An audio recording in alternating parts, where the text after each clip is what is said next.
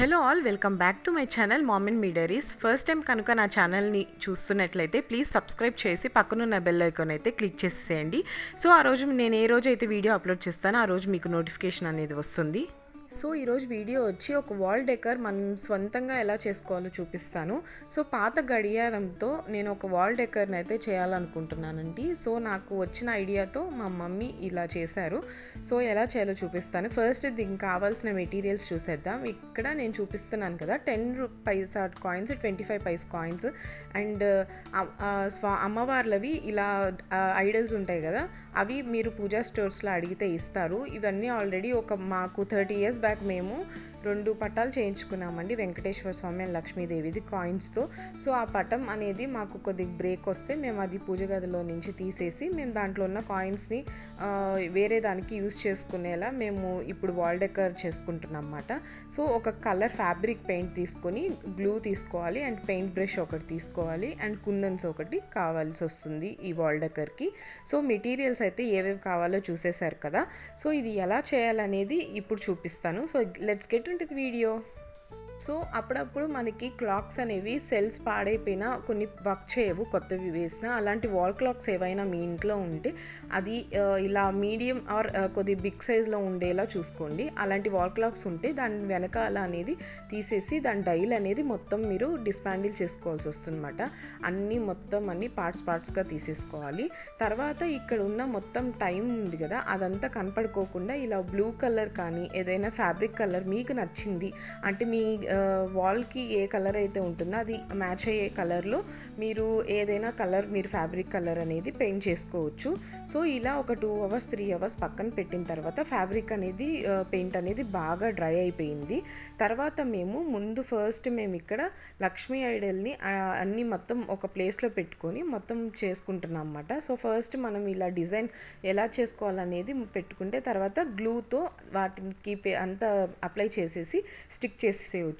తర్వాత నాకు ఇలా కాయిన్స్ అంతా మా మమ్మీ మొత్తం చుట్టూరుగా పెట్టేసి మధ్యలో లక్ష్మీదేవిని పెట్టి పక్కన ఏనుగులు పెట్టి దానికి గ్లూ అనేది అప్లై చేసేసి మొత్తాన్ని అన్నిటినీ స్టిక్ చేసేసారన్నమాట. సో ఇలా కాయిన్స్ అన్నిటికీ ఫ్యాబ్రిక్ గ్లూ అనేది మీరు అప్లై చేస్తే అవి ఏమాత్రం ఊడవండి బాగా డ్రై అయిపోయిన తర్వాత.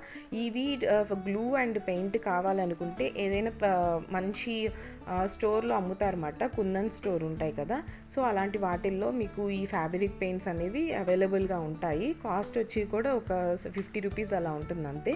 సో ఐడల్స్కి గ్లూ అనేది అప్లై చేసి స్టిక్ చేసిన తర్వాత మొత్తం కాయిన్స్ అనేవి మొత్తం అన్నీ స్టిక్ చేసిన తర్వాత లోపల కుందన్స్కి పెట్టుకోవాలనుకుంటున్నాను. సో ఏదైనా చెమ్కీలకి అట్లా గ్లూ అనేది అప్లై చేసేసి మొత్తం చెమ్కీలు అనేది మొత్తం స్టిక్ చేసుకోవాల్సి వస్తుంది. సో కలర్ అనేది మీకు ఇష్టం వచ్చిన కలర్ అనేది కుందన్స్ మీరు సెలెక్ట్ చేసుకొని అప్లై చేసుకోవచ్చు అన్నమాట, పెట్టుకోవచ్చు.